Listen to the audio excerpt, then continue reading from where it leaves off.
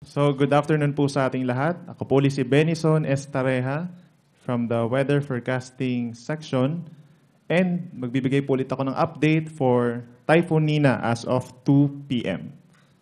So, kanina pong alauna ng hapon ay namataan ang sentro or mata ni Bagyong Nina sa vicinity ng Lubang Island, Occidental Mindoro.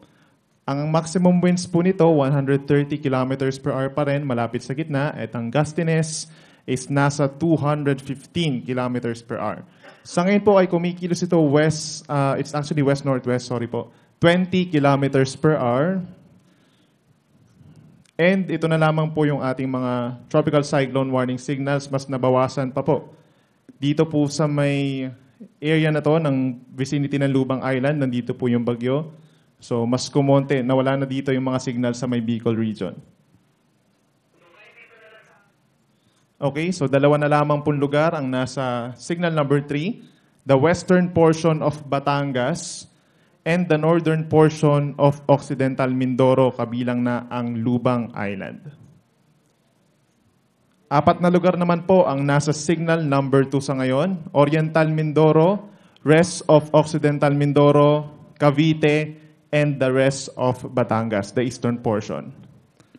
And finally, sa Metro Manila po, nag-signal number 1 na lamang tayo, gayon din sa Rizal, Marinduque, Laguna, Bataan, Southern Zambales, Southern Quezon, and the Calamian Group of Islands.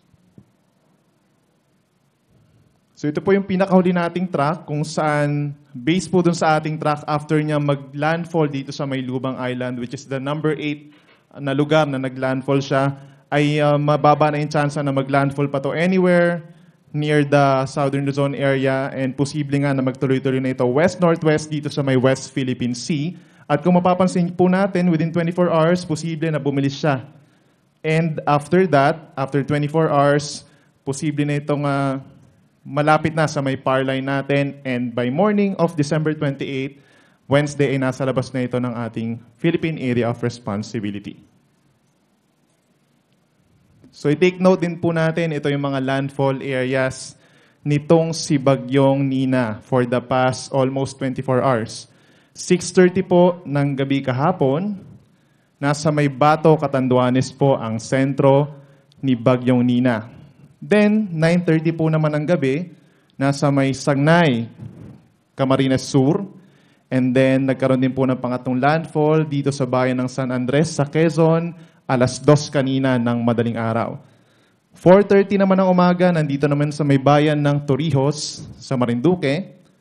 The number 5 landfall sa may Isla Verde. Ito po. Verde Island, Batangas City, kaninang 9:15. 10:10 ng umaga, nasa may Tingloy Island, Batangas, ang sentro ni Bagyong Nina. Yung pampito po natin, Calatagan, Batangas, 11:40 ng umaga. And finally, alauna ng hapon ngayon, sa may Lubang Island, Occidental Mindoro. So ito na lamang po yung mga ina-expect natin within the next few hours. Stormy weather pa rin yung mararanasan sa mga areas na nasa, yung mga lugar na nasa Tropical Cyclone Warning 3 and 2. While rains and occasional gusty winds ang mararanasan dun sa mga nasa signal number 1.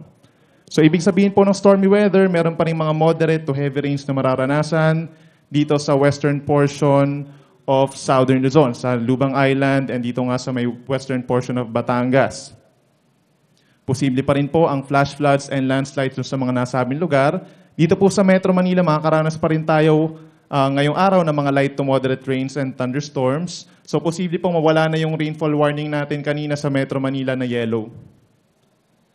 Gayunpaman, yung mga meron pa po tayong signal, ay bawal pa rin pong pumalaot doon yung mga kababayan natin. Pero syempre po, dun sa may Bicol, parang pwede na po since tinanggal na doon yung warning signal. And habang for the next few hours, posible pong matanggal na rin yung gale warning doon sa ibang lugar. And finally, inaasahan nga po na lalabas ito ng PAR by Wednesday, December 28. So yun lamang po ang update natin for today, for this 2 p.m.